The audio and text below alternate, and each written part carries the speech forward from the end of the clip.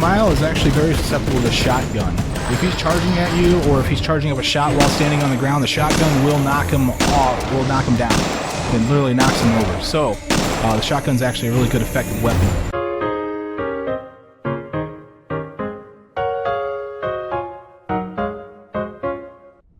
What's up, everybody? Badass Games. Welcome back to Tomb Raider Redemption. Today we're going to finish off this series. This is the finale. In the last video we fought Kamile, and we went and picked up the last sort of Azazel that we need, and so now we're going to return back to the Azazel room. When we enter this room, you want to turn around because there's another chest here. We'll find some ammunition for our crossbow. Once you have that, you have a couple of options here. We've been in this room before. We came from this direction at one point. We also came from that direction prior to in the last video.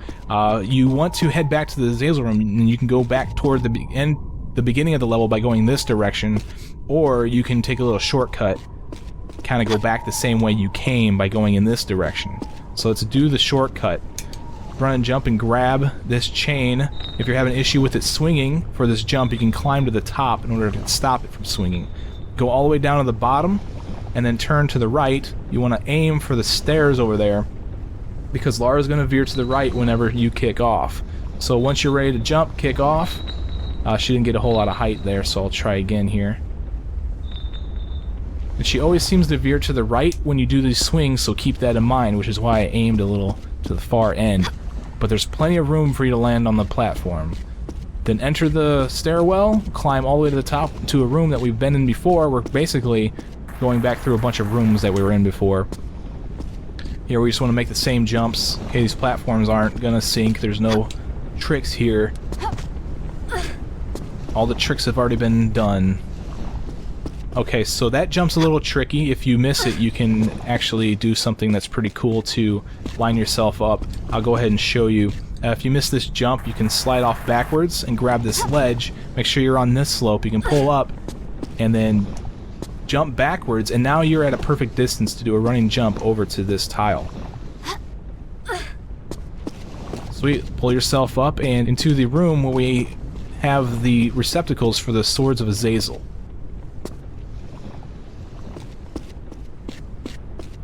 Let's go over to this one right here, where we need to place the last one. Kind of overshot it. And place this thing. Now we need to fight these guys. Alright, so be prepared, get your pistols out. We're gonna have a little cutscene.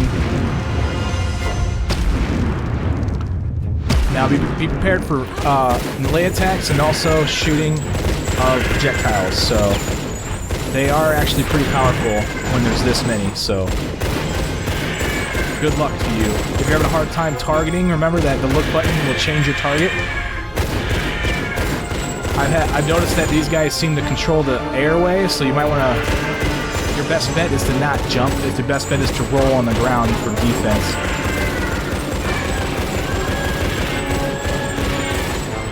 I got two more left, or one more left. Where's the last one? Oh, that was him. Okay. Let's go over here and fill my life up real quick. So there are two chests that spawned after the Azazel spawned, where the statues were. One fills up your life and one gives you ammunition. Once you have those things, turn around, because after we killed the Azazels, this valve thing has showed up in the center of this platform.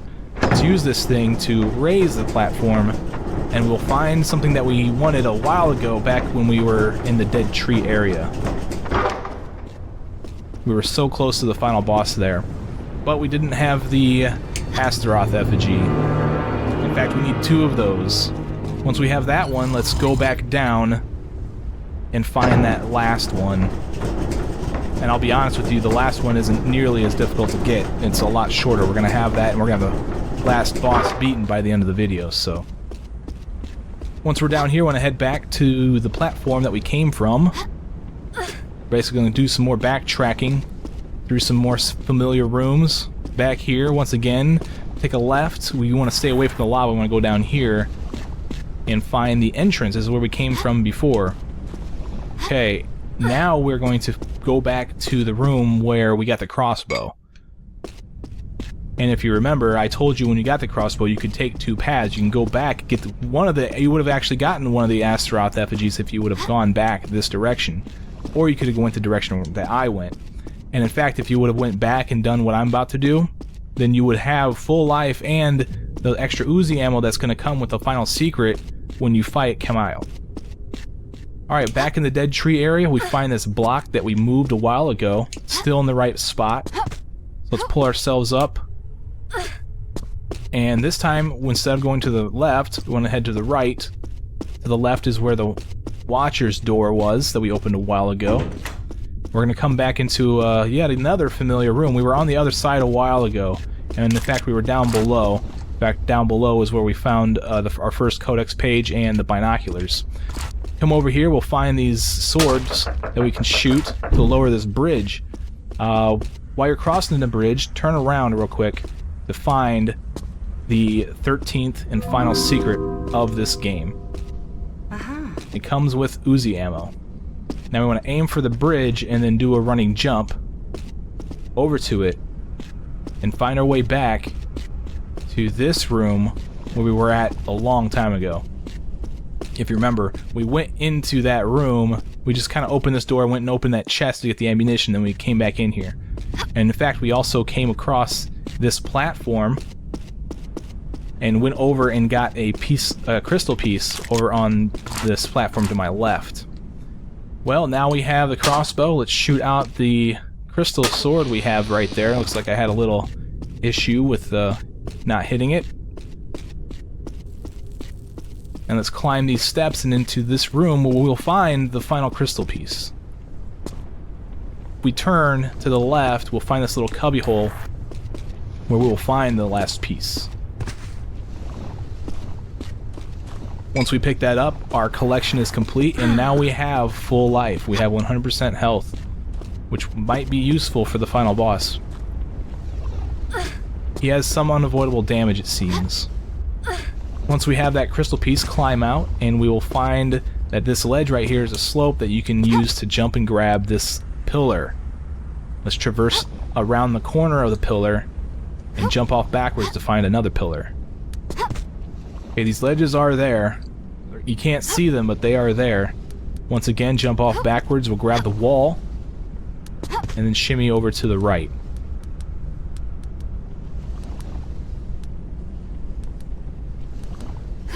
Finally, once we're here, we want to head into this room. Now be careful because you can fall down to your death, and we don't want to do that. We kind of want to fall on this ledge or maybe hop over to this ledge when we're coming out of that hole. Do not fall down, it's instant death. And besides, if you survive, you have to go through all this again anyway. So let's hop over to this ledge and then climb up into this hole where we'll find Lilith. So use your Uzis, and the Uzis are actually very effective against her. Kill her, and then if she took any life away, then go ahead and just use this box. Fill your life up. We're about to fight a boss, so the boss fight has some health box in it. So here is the final Astaroth Effigy. Grab it off the pedestal and leave because the gate opens for you, and we're right back into the dead tree area. Now be careful, this ledge seems to be bugged out. I have a hard time grabbing it sometimes. But you want to grab this ledge and then fall down. You take a little bit of fall damage. If you don't grab the ledge, you take a lot of fall damage. Alright, let's throw the Astaroth Effigy into the receptacles. And this is going to open our gate into the final area. When you enter this area, if you turn to the right, you'll notice that there's an opening. That is a return path for after you have this game completed. What we want to do to get down there is we want to fall off this thing backwards, slide and grab this ledge, so you can fall and grab the ledge below it. And then traverse to the left, where we'll descend a little bit, so that way we can jump, turn and jump and grab this ledge over here. And once again, shimmy to the left to lower yourself. Once you get to this tile, jump off backwards, grab in the air, we'll slide right on in to this room. Now this is that return path that I was showing you before. We need to activate the air sphere. But we won't be doing that because we won't be going back through here unless you explore the game after you beat it. Let's light a flare. It's kind of dark back here, and we also get our flare back right here. Not that it really matters. We are nearly at the end of the game. And then traverse all the way down this corridor. We will find this wooden door. Open it, and then climb the staircase up to the final boss fight.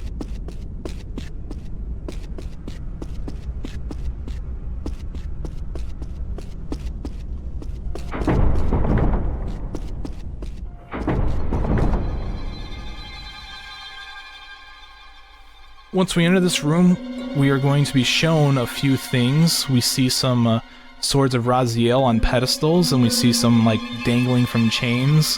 We also see the receptacles where we need to place the swords of Raziel. We will be doing all of this for this boss fight, and Astaroth spawns on the other side of the pillar. And there he is. Now his attack, what he does, he shoots these blue darts at you, similar to Sophia fight. Just avoid them, they do damage pretty well. We want to go over to this direction.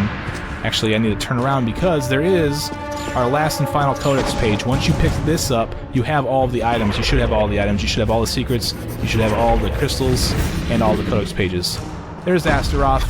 Be careful of that ground attack that he does.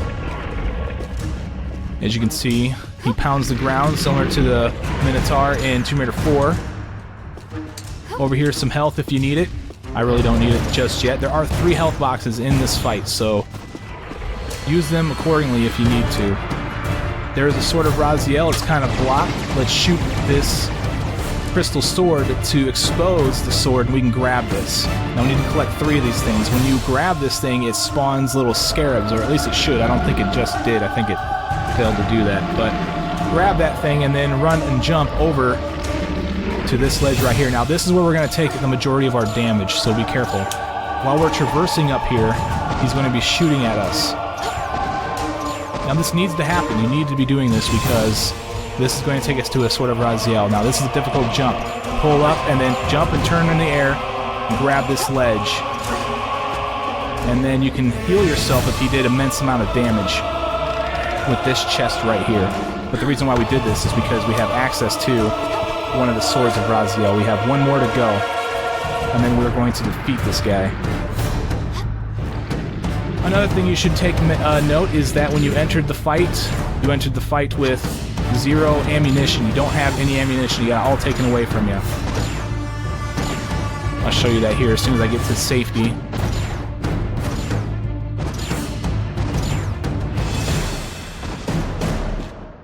Alright, so my pistols, 0 pistol ammo, 0 Uzi ammo, 0 shotgun ammo. The only thing we have is crossbow ammo, which is going to be ineffective against him anyway. But you can kill him with weapons, and in fact we will need to do that. He's about to pound the ground. I need to get out of there. I'm going to head over here to this side this time, where there is the final sword of Raziel, and in fact there's also another health chest. I'll go ahead and forego the health chest for now, in case I need it later. What you hear right now is his AoE attack. He shoots a bunch of those needles at you. Alright, let's grab the final sword of Raziel and go down in here. You don't need to grab all of them at the same time. I decided to do that. You can grab one and put them in the pedestal and do that if you want. Let's go ahead and just do this all at once. Throw the sword of Raziel into the receptacle, raises the large sword of Raziel on the chain. Let's go to the other side. That's the AoE attack. Use the sword of Raziel in this receptacle. Raises that sword of Raziel. If I keep saying sword of Azazel, I mean sword of Raziel. These are all swords of Raziel. Alright. It also exposes this button. Each time you place a sword of Raziel, it exposes this button that turns on the treadmill underneath. If Astaroth steps on the treadmill, it's going to move him underneath the sword of Raziel that's dangling from the ceiling and impale him, and that's the goal here. I still have one Sword of Raziel. I'm kind of waiting for him to go to one side or the other.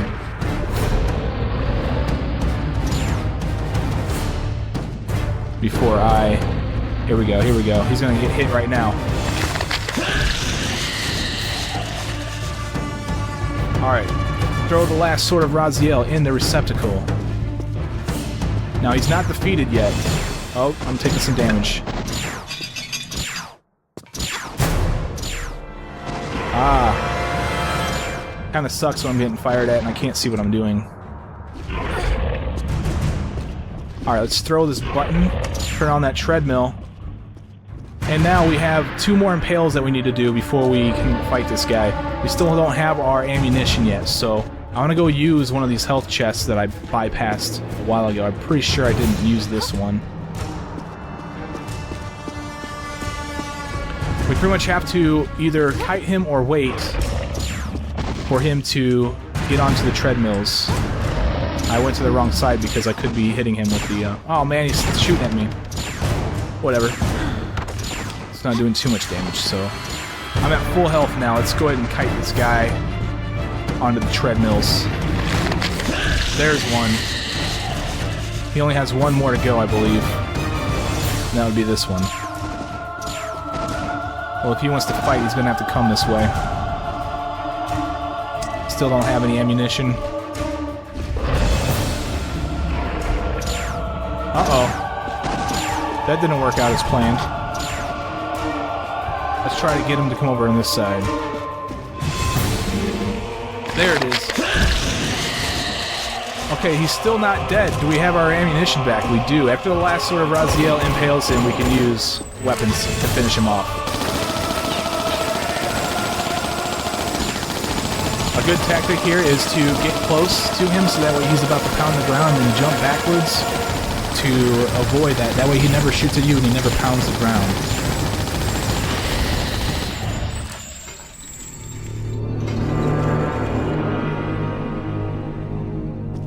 Alright, once he's down, let's go through this doorway. That was the final boss, but we still have a little bit left to do. I am no longer in control of Lara Croft.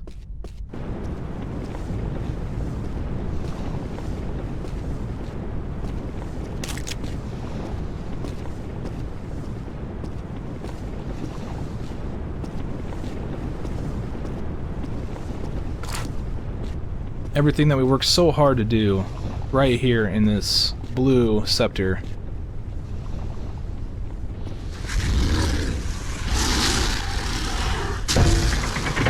Sorry about your luck, buddy.